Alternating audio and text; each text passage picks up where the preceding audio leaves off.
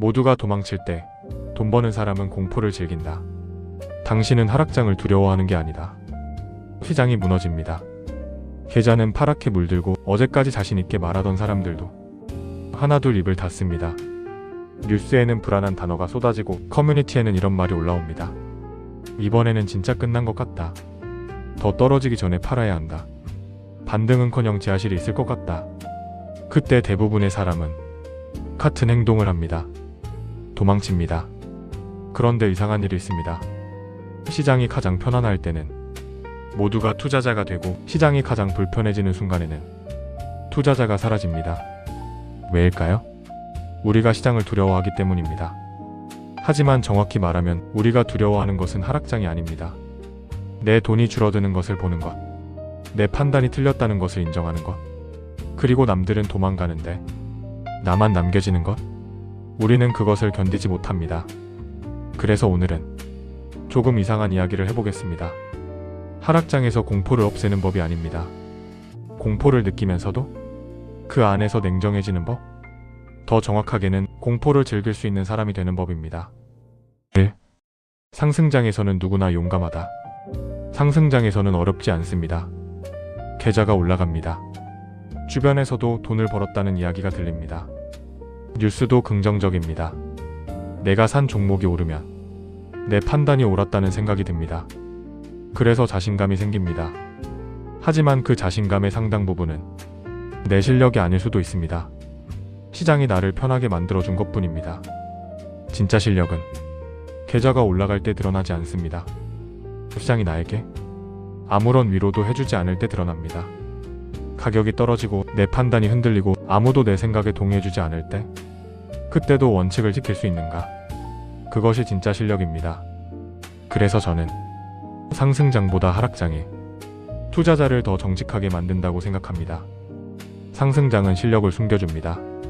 하지만 하락장은 실력과 본능의 차이를 그대로 드러냅니다. 왜? 공포가 커질수록 사람은 가격이 아니라 사람을 본다. 하락장이 시작되면 사람들은 차트를 봅니다. 하지만 실제로는 차트보다 사람을 보고 있습니다. 누가 팔았는지, 누가 손절했는지, 누가 끝났다고 말하는지, 누가 수익을 잃었는지, 그리고 이상하게도 사람이 많이 무서워할수록 나도 무서워집니다. 이게 군중의 힘입니다. 혼자 있을 때는 조금 더 지켜보자 라고 생각했던 사람도 사방에서 도망쳐라 라는 말이 들리면 버티기가 어려워집니다. 그래서 기억해야 합니다. 남들이 공포에 빠졌다는 사실과 내가 팔아야 한다는 사실은 같은 말이 아닙니다. 반대로 남들이 공포에 빠졌다는 이유만으로 무작정 사야 한다는 뜻도 아닙니다. 이 차이를 모르면 공포의 반대편으로 뛰어가는 것 역시 또 하나의 감정 매매가 됩니다. 진짜 투자자는 공포와 싸우지 않습니다. 공포와 판단을 분리합니다. 3. 공포 속에서 가장 위험한 사람. 하락장에서 가장 위험한 사람은 겁이 많은 사람이 아닙니다. 오히려 겁이 없다고 생각하는 사람입니다. 가격이 20% 떨어졌습니다. 싸졌네. 30% 떨어졌습니다. 더 싸졌네. 40% 떨어졌습니다. 이제 무조건 반등하겠지? 이건 냉정함이 아닙니다. 공포를 즐기는 것이 아니라 공포에 취한 것입니다. 하락했다고 좋은 자산이 되는 것은 아닙니다. 싸 보인다고 싼 것도 아닙니다. 그래서 하락장에서 가장 먼저 해야 할 일은 매수 버튼을 누르는 것이 아닙니다. 다시 질문하는 것입니다. 내가 이 자산을 왜 샀는가? 그 이유가 아직 살아있는가? 내가 감당할 수 있는 손실인가? 그리고 지금 가격에 정말 매력적인 가격인가?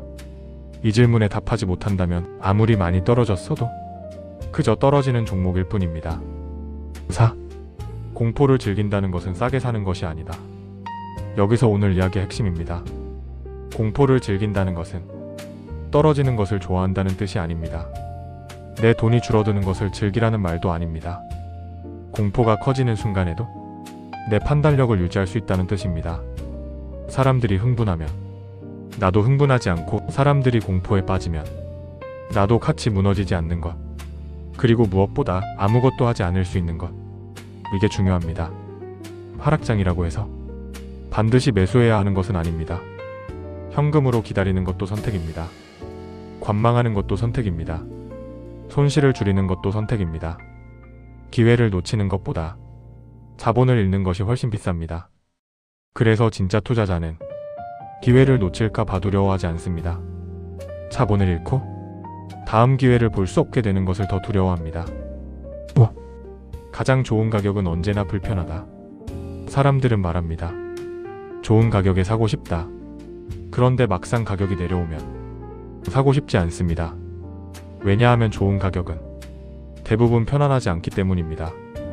모두가 사고 싶어하는 가격은 이미 비싸졌을 가능성이 큽니다. 반대로 아무도 사고 싶어하지 않는 순간에는 가격이 매력적으로 보일 수도 있습니다.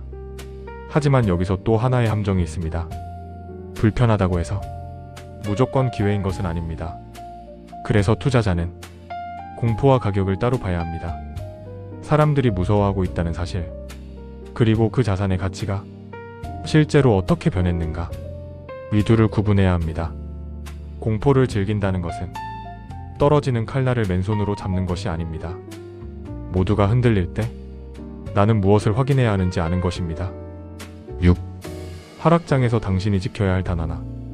하락장이 오면 사람들은 수익을 생각합니다. 얼마를 벌 수 있을까? 하지만 생존하는 투자자는 먼저 다른 것을 생각합니다. 얼마까지 잃어도 나는 다시 일어날 수 있는가? 이 질문이 중요합니다. 100만 원을 벌 기회를 찾기 전에 500만 원을 잃지 않는 방법을 생각하십시오. 한 번의 대박보다 다음 기회를 볼 수 있는 계좌를 지키십시오. 시장은 내일도 열립니다. 이번 기회를 놓쳤다고 인생이 끝나는 것이 아닙니다. 하지만 자본을 모두 잃으면 다음 기회를 잡을 힘도 사라집니다. 그래서 투자의 첫 번째 목표는 수익이 아닙니다. 생존입니다. 살아있어야 다음 상승장을 만날 수 있습니다. 7. 공포를 즐기는 사람들의 마지막 차익. 결국 이런 사람들입니다. 모두가 흥분할 때 조금 차갑게 바라보고, 모두가 무너질 때 조금 천천히 생각합니다. 남들이 산다고 사지 않고 남들이 판다고 팔지 않습니다. 그리고 가장 중요한 순간에 자신에게 묻습니다. 지금 나는 시장을 보고 있는가? 아니면 사람들의 감정을 보고 있는가? 이 질문 하나가 당신을 수많은 투자자와 갈라놓을 수 있습니다. 공포를 즐기십시오. 하지만 착각하지 마십시오. 공포를 즐긴다는 것은 무모해지는 것이 아닙니다.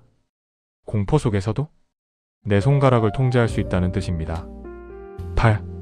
시장이 무너질 때 남는 사람. 언젠가 또 하락장이 옵니다. 계좌가 파랗게 물들고 뉴스가 세상의 종말을 이야기하고 사람들이 하나둘 시장을 떠나는 날이 옵니다. 그날 기억하십시오. 당신에게 필요한 것은 용기가 아닐 수도 있습니다. 냉정함입니다. 무조건 사는 용기도 필요 없고 무조건 버티는 고집도 필요 없습니다. 그저 공포 속에서 한 번 더 생각할 수 있는 사람, 그 사람이 마지막까지 남습니다. 그리고 시장에서는 마지막까지 남아있는 사람에게만 다음 기회가 찾아옵니다. 하락장을 두려워하지 마십시오. 하지만 하락장에 취하지도 마십시오.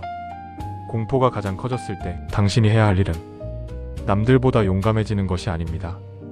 남들보다 덜 흔들리는 것입니다. 그것이 생존의 기술입니다. 그리고 어쩌면 돈을 버는 기술보다 훨씬 먼저 배워야 할 기술입니다. 현물로 월급 버는 프로였습니다. 오늘도 서두르지 않고 담백하게 퇴근합니다.